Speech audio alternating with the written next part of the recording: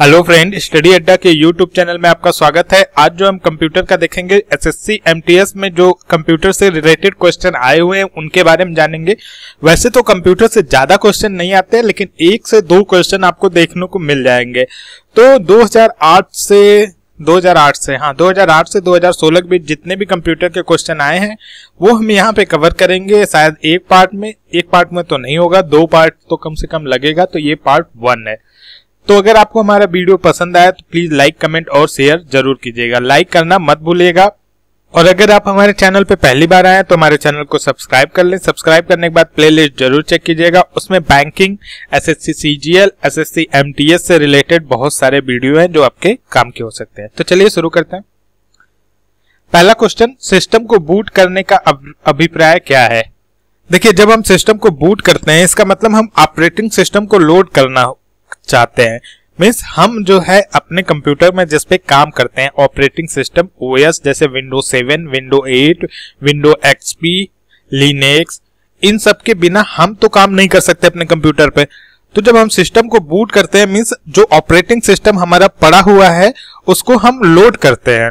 जैसे कंप्यूटर के ऑन होने पर मॉनिटर स्क्रीन पर आप देखते होंगे तो आपको एक डेस्कटॉप प्रदर्शित होने तक की प्रक्रिया को बूटिंग कहा जाता है। मतलब कि आपने कंप्यूटर ऑन किया तो आपके सामने तुरंत ब्लैक स्क्रीन आएगी, नीचे F12 लिखेगा और बूट लिखेगा। फिर उसके बाद धीरे धीरे बूट होगा, कुछ 20 से 22 सेकंड लगता है। उसके बाद तुरंत आपके सामने अगर आप पासवर्ड लगाए तो पासवर्ड स्क्रीन आ जाएगा, और उस पर कोई भी कुछ नहीं लगाए तो विंडो लिखा हुआ आएगा। मीन्स ऑपरेटिंग सिस्टम क्या हो गया, आपका लोड हो गया। तो इसको सिस्टम को बूट करने का आंसर क्या होगा? ऑपरेटिंग सिस्टम को लोड करना। सिंपल, जब हम ऑन ऑफ बटन दबाकर कंप्यूटर की खोलने की क्रिया कहते हैं तो उसे क्या कहते हैं? Cold booting. उस ई क्वेश्चन आ सकता है, उसे कहते हैं क्या? Cold booting. Simple on off button से। लेकिन कभी कभी ऐसा होता है कि आपका कंप्यूटर खुला हो परंतु बंद ना हो रहा हो, तो कंप्यूटर के कीबोर्ड Alt Control + Delete दबाकर करते हैं या रीसेट बटन दबाकर करते हैं तो इसको रीस्टार्ट करते हैं। तो उसको क्या कहते हैं? Warm booting. तो ये कोल्ड बूटिंग और वार्म बूटिंग 2 चीज होती है जो आपको जानना चाहिए। अगले क्वेश्चन पे चलते हैं।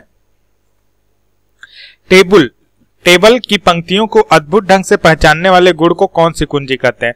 क्वेश्चन में कह रहा है कि जो हमारा टेबल होता है उसमें जो पंक्तियां होती हैं, रो और कॉलम, अगर उनको पहचानना हो, उनको जानना हो कि कौन सा रो है कौन सा कॉलम है, मतलब किस नंबर का रो है किस नंबर का कॉलम है, तो उसमें कौन सी कुंजी यूज होती है, मतलब मेन कुंजी कौन सी है।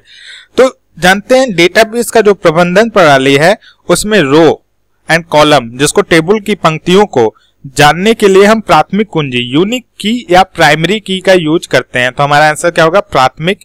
इसको आप यूनिक की कहते हैं इंग्लिश में, या प्राइमरी की भी कहते हैं। क्या कहते हैं? प्राइमरी की। अगले क्वेश्चन पे चलते हैं। निम्नलिखित में से क्या द्वितीयक संचय यूनिट है? देखिए, संचय यूनिट क्या होता है? Storage, means secondary memory storage. Secondary storage unit के बारे में पूछा है कि क्या जो है सेकेंडरी स्टोरेज यूनिट है। तो आपका जो रैम है वो जो है आपका प्राथमिक संचय यूनिट है, प्राइमरी स्टोरेज यूनिट। और बाकी जो फ्लॉपी, डीवीडी, चुंबकीय टेप है, ये सब द्वितीयक या सेकेंडरी स्टोरेज यूनिट है। कौन कौन सी? फ्लॉपी, डीवीडी, चुंबकीय टेप, ये सब सेकेंडरी स्टोरेज यूनिट है। और रैम जो है आपका प्राइमरी स्टोरेज यूनिट है। तो क्वेश्चन में निम्नलिखित में से क्या द्वितीयक संचय यूनिट, सेकेंडरी स्टोरेज यूनिट ना पूछ के पूछना चाहिए था क्या? प्राइमरी स्टोरेज यूनिट क्या है? तो हमारा आंसर होगा रैम। लेकिन अगर सेकेंडरी स्टोरेज यूनिट पूछ देगा तो हमारा आंसर क्या होगा? डीवीडी, चुंबकीय टेप और फ्लॉपी। देखिए, त्रुटियां मीन्स एरर की बात कर रहा है कि कंप्यूटर पे ज्यादातर एरर किस कारण होती है। तो ज्यादातर एरर आपकी प्रोग्रामिंग एरर होती है। प्रोग्राम, उसको हम हिंदी में क्या कहते हैं? क्रमादेश त्रुटि। इंग्लिश में इसको क्या कहेंगे? Program error. हार्डवेयर की विफलता आप समझ रहे हैं, मीडिया भी आप समझ रहे हैं। डेटा प्रविष्टि मीन्स डेटाबेस का एरर की बात में कर रहा है। डेटा एंट्री, जब डेटा एंट्री कराते हैं तब में एरर की बात कर रहा है। चौथी पीढ़ी के कंप्यूटर के निर्माण में प्रयोग किया जाता है। देखिए, चौथी पीढ़ी के कंप्यूटर के निर्माण में क्या प्रयोग किया जाता है? तो जो आपका निर्वात ट्यूब है वो पहली पीढ़ी के कंप्यूटर 1940 से 54 के बीच में यूज किया जाता था। ट्रांजिस्टर जो है सेकेंड पीढ़ी के कंप्यूटर में यूज किया जाता था 1955 से लेके 64 तक।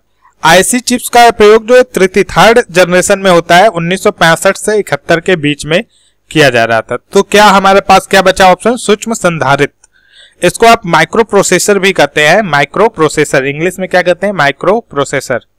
और ये चौथी पीढ़ी में यूज किया जाता है 1971 से लेके अब तक।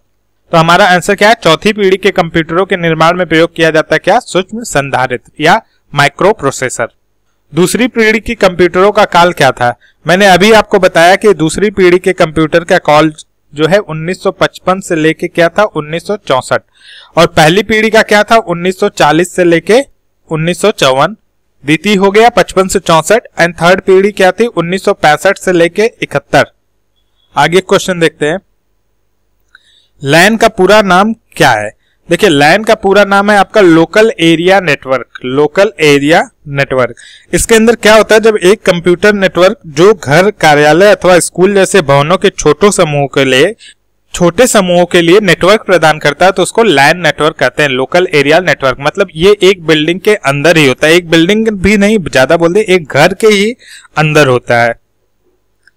जब कई कंप्यूटरों को एक छोटे से क्षेत्र में बिना टेलीफोन के तार के परस्पर जोड़ दिया जाए तो उसे क्या कहते हैं। अभी मैं बताया जब सबसे छोटा क्षेत्र एक बिल्डिंग, एक घर के अंदर, तो उसे क्या कहेंगे, लैन, लोकल एरिया नेटवर्क। जब कई कंप्यूटरों को एक छोटे से क्षेत्र में बिना टेलीफोन के तार के जोड़ा जाता है तो उसे क्या कहते हैं, LAN, local area network. Super computer का प्रयोग निम्नलिखित में से किस अनुप्रयोग के लिए किया जाता है। देखिए 1980 के दशक में, 1980 का जब टाइम था तो मौसम का पूर्वानुमान निकालने के लिए एक सुपर कंप्यूटर की आवश्यकता थी, जिसकी पूर्ति हेतु भारत ने अमेरिका से क्रे XMP14 नामक सुपर कंप्यूटर खरीदा था। तो इसका आंसर क्या होगा, मौसम का पूर्वानुमान लगाने के लिए। सुपर कंप्यूटर का प्रयोग हम मौसम का पूर्वानुमान लगाने के लिए करते हैं। अर्थमेटिक एंड लॉजिक यूनिट आपका क्या करता है। तो देखिए arithmetic and logic unit ALU आपका गणितीय संक्रिया पूरा करता है, ये तो सबको पता है। साथ में तुलना भी करता है। तुलना मीन्स 25 बड़ा है या 24, ये जो है निकालता जो है वो क्या, कौन निकालता है, ALU निकालता है। Greater than, less than, equal to, इन सब की साइन अर्थमेटिक लॉजिक यूनिट के अंदर होती है। तो हमारा आंसर क्या होगा, 1 और 3 दोनों होगा। अगले क्वेश्चन पे चलें। सब डायरेक्टरी बनाने के लिए किस MS-DOS कमांड का प्रयोग किया जाता है। देखिए सब डायरेक्टरी बनाने के लिए आपको mkdir कमांड का प्रयोग किया जाता है। कौन सा कमांड है, mkdir, ये रट लीजिए आप लोग, mkdir कमांड का प्रयोग सब डायरेक्टरी बनाने के लिए किया जाता है। इंटरनेट का पर्याय है, इंटरनेट का पर्याय क्या है। इंटरनेट को हम प्राय वेब करते हैं और इससे हाइपरटेक्स्ट दस्तावेजों को इंटरनेट द्वारा प्राप्त करने की प्रणाली क्या है, वर्ल्ड वाइड वेब, www आप लोग यूज करते हैं तो आप सब लोग को पता है इंटरनेट का पर्याय क्या है, वर्ल्ड वाइड वेब। किसी कंप्यूटर का सबसे महत्वपूर्ण हिस्सा कौन सा होता है। सबसे महत्वपूर्ण हिस्सा आपका होता है CPU। CPU का अर्थ क्या है, सेंट्रल प्रोसेसिंग यूनिट। क्या है, सेंट्रल प्रोसेसिंग यूनिट। इसको हिंदी में कहते हैं केंद्रीय विश्लेषण इकाई, केंद्रीय विश्लेषण इकाई। और ये कंप्यूटर का वो भाग है जहां पे कंप्यूटर को जो भी इंफॉर्मेशन प्राप्त होती है उसका ये विश्लेषण करता है, उसके बारे में पूरा जानता है। सीपीयू का कौन सा भाग प्रोग्राम के अनुदेशों के निष्पादन का चयन, निर्वचन और मॉनिटर करता है। तो देखिए जो आपका कंट्रोल यूनिट है CU, ये जो है सीपीयू का वो भाग है, CU कंट्रोल यूनिट है जो प्रोग्राम के अनुदेशों का मतलब जो भी प्रोग्राम को और ये मॉनिटर करता है।